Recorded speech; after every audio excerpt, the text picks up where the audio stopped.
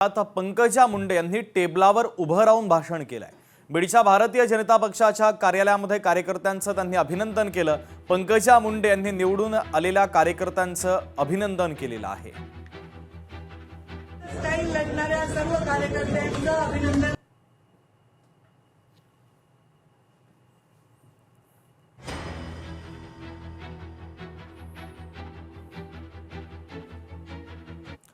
ठाकरेंच्या शिवसेनेला आणखीन एक मोठा धक्का बसला। विनायक राऊतांचे निकटवर्तीय शिवसेनेमध्ये प्रवेश करणार आहे। राजू नाईक, दिनेश कुवल शिवसेनेमध्ये पक्षप्रवेश करणार असल्याचं कळतंय। ठाण्यामध्ये एकनाथ शिंदेंच्या उपस्थितीमध्ये त्यांचा पक्षप्रवेश पार पडणार आहे।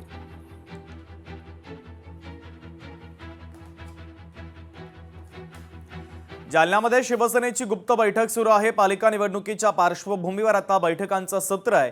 भाजप आणि शिवसेनेमध्ये जागेचा तिढा कायम असल्याचं चित्र आहे। या गुप्त बैठकीनंतर सुद्धा जागेचा तिढा सुटतो का हे पाहणं तितकंच महत्त्वाचं असेल। मुंबई काँग्रेसकडून आरोपपत्राचं प्रकाशन करण्यात आलं। भ्रष्ट महायुती कॉर्पोरेशन आरोपपत्राचं प्रकाशन करण्यात आलं।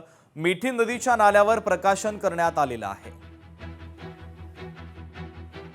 ची अपेक्षा आहे की मुंबईच्या प्रश्नावर बोललं गेलं पाहिजे। मुंबईची परिस्थिती काय आणि लोक कशी राहतात हे जनतेसमोर गेलं पाहिजे, म्हणून ही जागा आम्ही या ठिकाणी निवडलेली आहे। आपण मिठी रिव्हरच्या इथे या ठिकाणी आहोत आणि ही जागा निवडण्यामागचं कारण मी सांगितलं। आता सगळ्यात महत्त्वाची गोष्ट जी तुम्ही सांगितलं की आरोपपत्र केलं।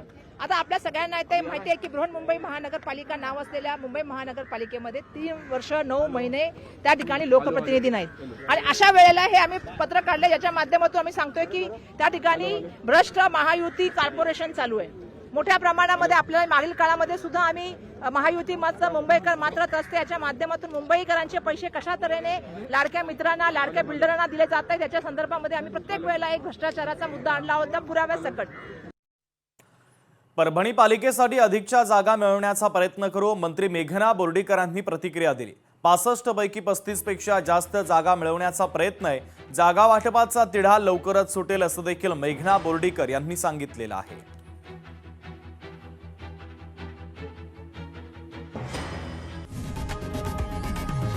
लोकशाही मराठी ऐका, पहा, जागरूक रहा।